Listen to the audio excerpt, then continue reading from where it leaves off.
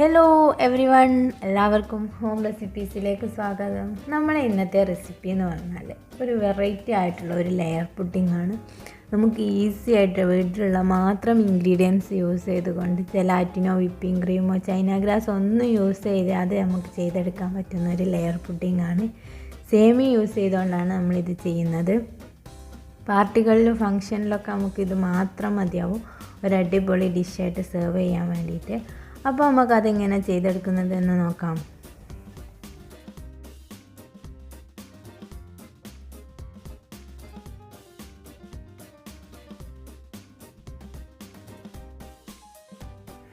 Pudding റെഡിയാക്കാൻ വേണ്ടിയിട്ട് നമുക്ക് ഫസ്റ്റ് സേമിയ ഒന്ന് റോസ്റ്റ് ചെയ്തെടുക്കണം.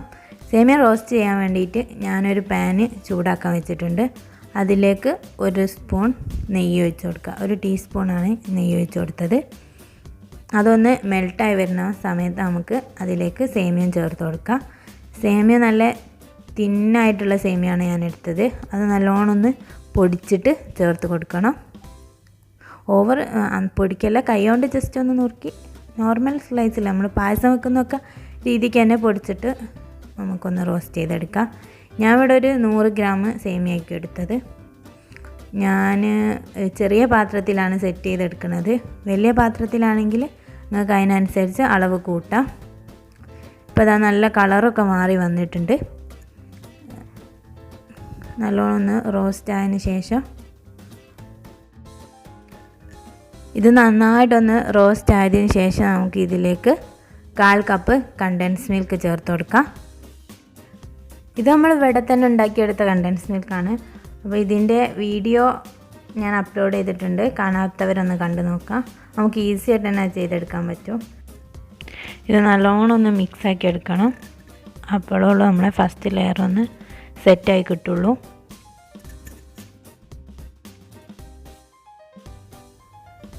ഇപ്പോൾ ഏകദേശം നമ്മളെ ഫസ്റ്റ് ലെയർ ഒന്ന് റെഡിയാക്കി കിട്ടിയിട്ടുണ്ട്. ഇനി തീ ഓഫ് ചെയ്തിട്ട് നമുക്കതൊന്നൊരു ബൗളിൽ സെറ്റ് ചെയ്തെടുക്കാം.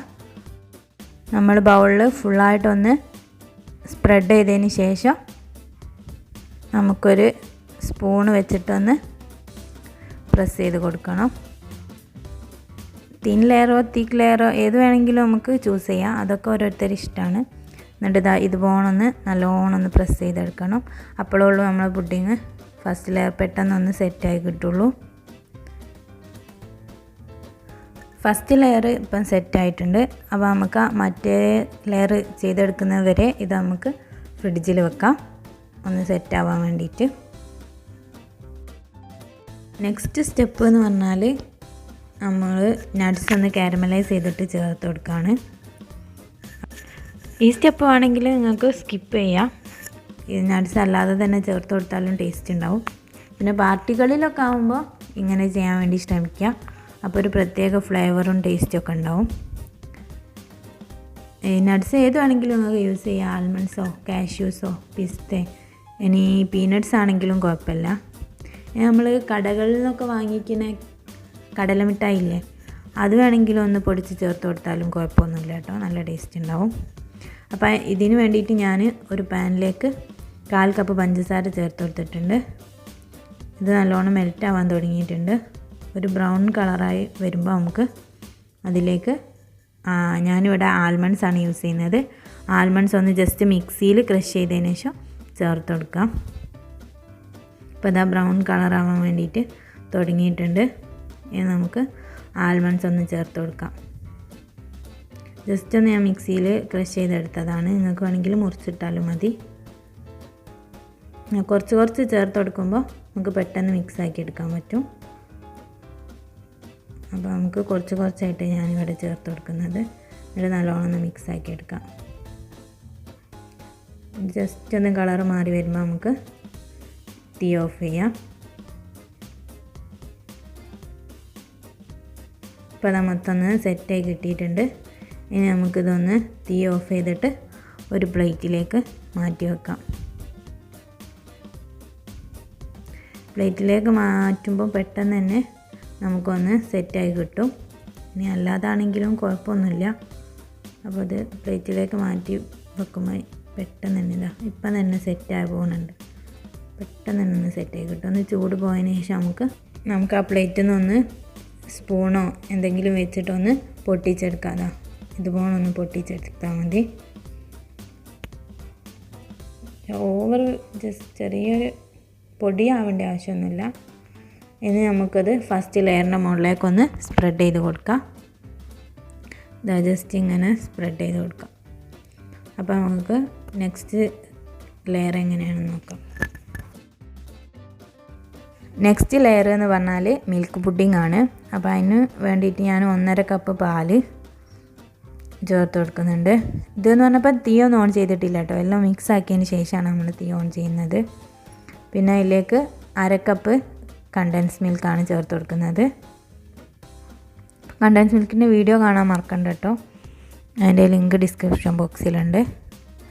പിന്നെ നമുക്ക് ഇതിലേക്ക് കുക്കിംഗ് ക്രീമോ ഫ്രഷ് ക്രീമോ എന്തെങ്കിലും ക്രീം ഉണ്ടെങ്കിൽ 1/2 കപ്പ് ചേർത്ത് കൊടുക്കുക. അപ്പോൾ നല്ലൊരു ടേസ്റ്റൊക്കെ കൂടും. എൻ്റെ കയ്യിൽ അതില്ല, അതുകൊണ്ട് ഞാൻ ചേർക്കുന്നില്ല. പിന്നെ നമുക്ക് 1/2 കപ്പ് പാലിലേക്ക് 3 ടേബിൾ സ്പൂണ് കോൺഫ്ലവർ, അതൊന്ന് നമുക്ക് നല്ലോണം ഒന്ന് മിക്സാക്കി എടുക്കണം. കട്ടൊന്നുമില്ലാതെ ഒന്ന് മിക്സാക്കി എടുക്കാം. എന്നിട്ട്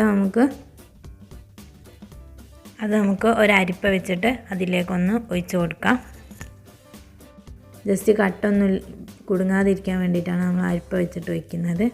പിന്നെ ഞാനിവിടേക്ക് 1 സ്പൂണ് വാനില എസൻസ് ആണ് ചേർക്കുന്നത്.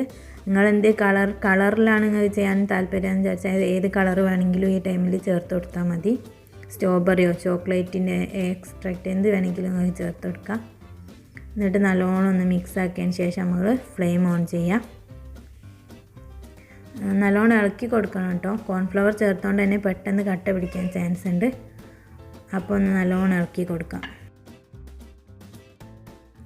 മൊത്തമായിട്ടൊന്ന് മിക്സ് ആക്കിയതിന് ശേഷം മധുരം കുറവുണ്ടെങ്കിൽ 2 ടേബിൾ സ്പൂണ് ഷുഗറും കൂടി ചേർത്ത് കൊടുക്കുക. എന്നിട്ട് നന്നായിട്ട് തന്നെ ഇളക്കി കൊടുക്കണം കേട്ടോ. കോൺഫ്ലവർ ആയതുകൊണ്ട് പെട്ടെന്ന് അടുക്കി പിടിക്കാൻ ചാൻസ് ഉണ്ട്. പെട്ടെന്ന് തന്നെ കുറുകി കിട്ടും. ഓവർ ടൈമൊന്നും എടുക്കില്ല. ഇനി നമുക്ക് ഇതിൽ മധുരം ബാലൻസ് ചെയ്യാൻ വേണ്ടിയിട്ട് ഒരല്പം ഉപ്പ്, ഓവറൊന്നും ചേർക്കരുത്. എന്നിട്ട് നന്നായിട്ടൊന്ന് ഇളക്കിക്കൊണ്ടിരിക്കുക. ഒരു 5-8 മിനിറ്റിൻ്റെ ഉള്ളിൽ തന്നെ നമുക്കിത് ഫുള്ളായിട്ട് കുറുകി കിട്ടും. ഇപ്പം തന്നെ ഇതാ കുറുകാൻ വേണ്ടിയിട്ട് തുടങ്ങിയിട്ടുണ്ട്.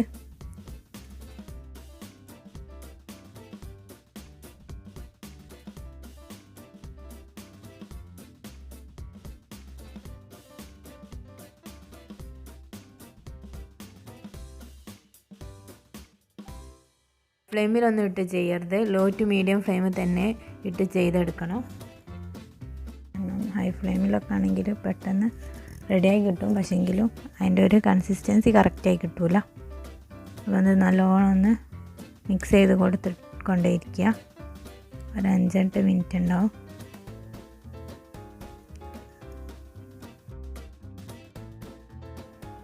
ഇപ്പോൾ ഇത് ഏകദേശം ഒന്ന് കറക്റ്റ് കുറുകി വന്നിട്ടുണ്ട്. നമുക്ക് കയ്യിലിൻ്റെ മുകളിലൊരു വര വരച്ച് നോക്കിയപ്പോൾ കറക്റ്റ് മനസ്സിലാവും അതിൻ്റെ കൺസിസ്റ്റൻസി. അപ്പോൾ നമുക്കിനി നല്ലോണം ഒന്ന് 2-3 മിനിറ്റും കൂടി ഒന്ന് മിക്സ് ചെയ്തെടുത്തതിന് ശേഷം നമുക്കൊന്ന് ഫ്ലെയിം ഓഫ് ചെയ്തെടുക്കാം. ഇപ്പോൾ അതൊരു കുറുക്ക് രൂപത്തിലായി വന്നിട്ടുണ്ട്. അതിൻ്റെ ഒക്കെ ഏകദേശം ടേസ്റ്റ് തന്നെയാണ്. പക്ഷേങ്കിലും തണുത്ത് കഴിഞ്ഞാൽ നല്ല ടേസ്റ്റ്. എനിക്ക് ഭയങ്കരമായിട്ട് ഇഷ്ടമായത്. അപ്പോൾ നമുക്ക് ഇനി ഫ്ലെയിം ഓഫ് ചെയ്യാം. പിന്നെ ഒരു 2-3 മിനിറ്റ് കൂടി കഴിഞ്ഞിട്ട് നമുക്കതൊന്നൊരു പുഡിംഗ് ട്രേയിലേക്ക് സെറ്റ് ചെയ്തെടുക്കാം. ഫുള്ളായിട്ട് ചൂടാനിട്ടല്ല, ഒരു 2-3 മിനിറ്റ് ഒന്ന് വെച്ചതിന് ശേഷം നമുക്കൊന്ന് പുഡിംഗ് ട്രേയിലേക്ക് ഒഴിച്ച് കൊടുക്കാം.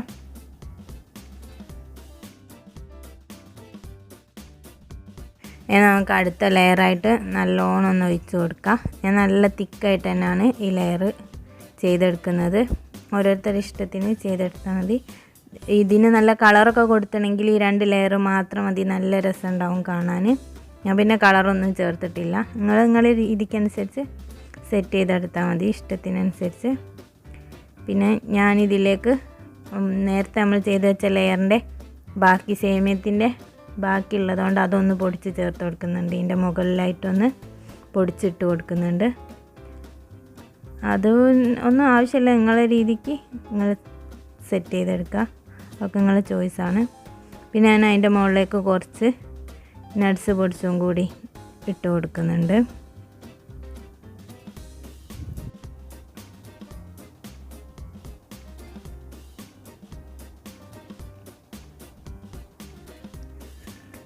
ഇപ്പോൾ എല്ലാ ലെയറും ഒന്ന് സെറ്റായി കിട്ടിയിട്ടുണ്ട്. ഇനി നമുക്കിതൊന്ന് ഫ്രിഡ്ജിൽ വെച്ചിട്ട് തണുപ്പിച്ചെടുക്കാം. ഒരു 5-8 മണിക്കൂർ ഫ്രിഡ്ജിൽ തണുപ്പിച്ചെടുക്കണം കേട്ടോ, എന്നാലേ സെറ്റാവുള്ളൂ. ചൈന ഗ്രാസും ജെലാറ്റിനും ഒന്നും ചേർക്കാത്തതുകൊണ്ട് തന്നെ കുറച്ച് ടൈം എടുക്കും ഇത് സെറ്റായി കിട്ടാൻ വേണ്ടിയിട്ട്.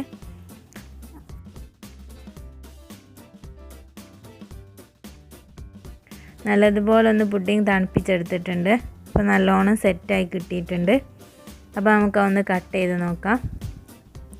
ഈ പുഡിങ് കഴിക്കാൻ വേണ്ടിയിട്ട് നല്ല ടേസ്റ്റാണ്. അപ്പോൾ എല്ലാവരും വീട്ടിൽ ട്രൈ ചെയ്ത് നോക്കണം. റിവ്യൂ കമൻറ്റ് ബോക്സിൽ അറിയിക്കണം. പിന്നെ നിങ്ങൾക്ക് എൻ്റെ വീഡിയോ ഇഷ്ടമായെങ്കിൽ ലൈക്കും ഷെയറും ചെയ്യണം. ഇതുവരെ സബ്സ്ക്രൈബ് ചെയ്യാത്തവരാണെങ്കിൽ തീർച്ചയായും സബ്സ്ക്രൈബ് ചെയ്യണം. കൂടെയുള്ള ആ ബെല്ലൈക്കണും കൂടി പ്രസ് ചെയ്യുകയാണെങ്കിൽ അതിലുള്ള ഓൾ എന്ന ഓപ്ഷൻ സെലക്ട് ചെയ്താൽ നിങ്ങൾക്ക് ഞാനിടുന്ന എല്ലാ വീഡിയോസിൻ്റെയും നോട്ടിഫിക്കേഷൻസ് ലഭിക്കും. Thank you.